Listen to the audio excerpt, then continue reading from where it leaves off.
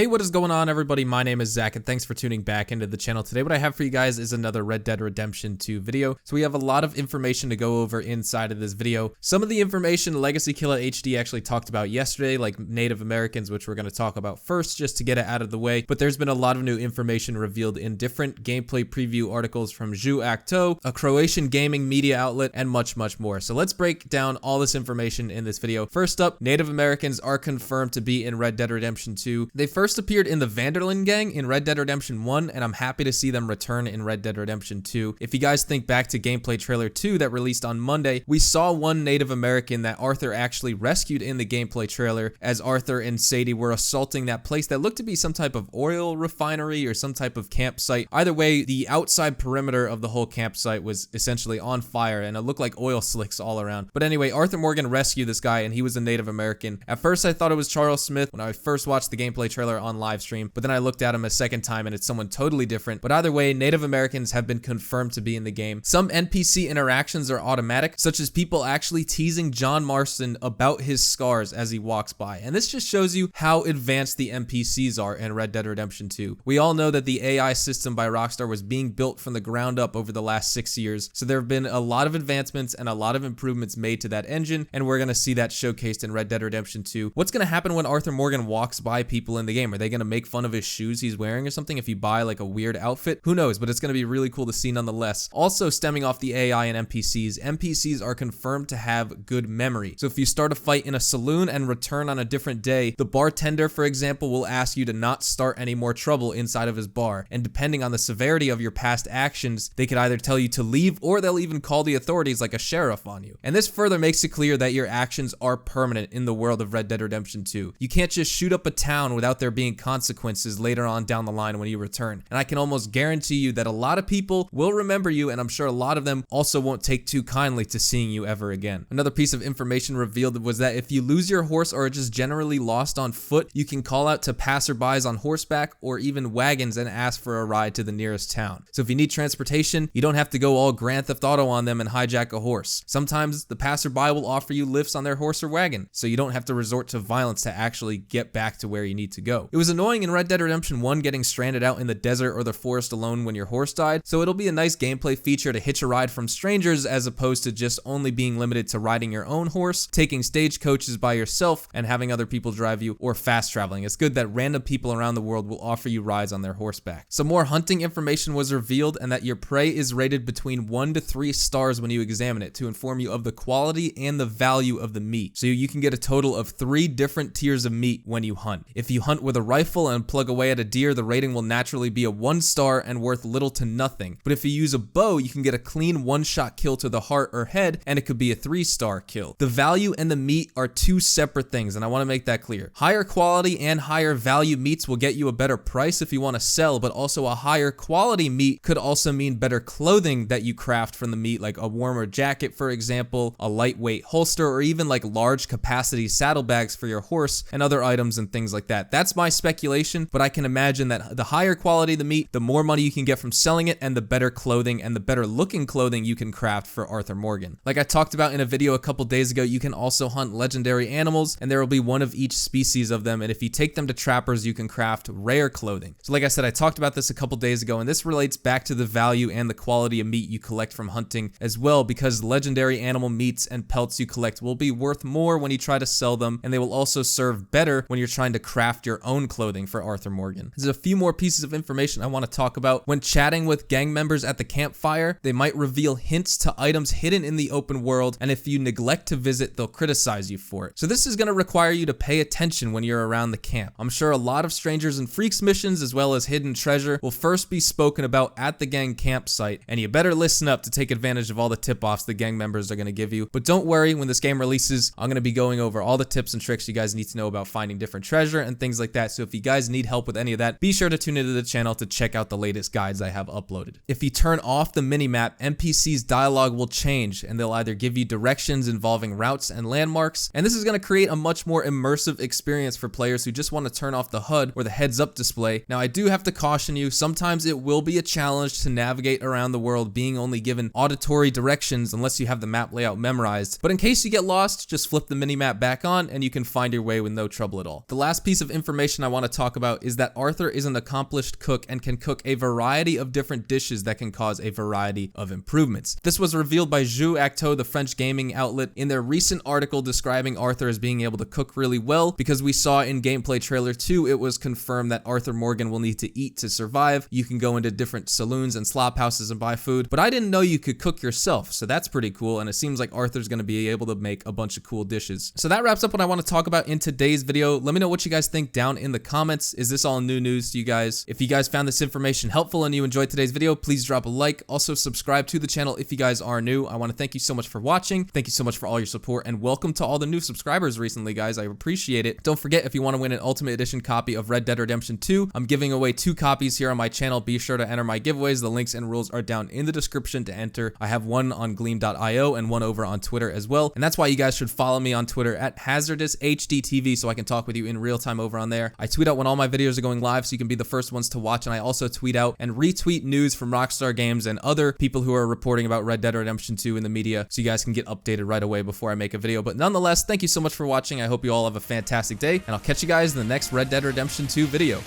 Adios, amigos.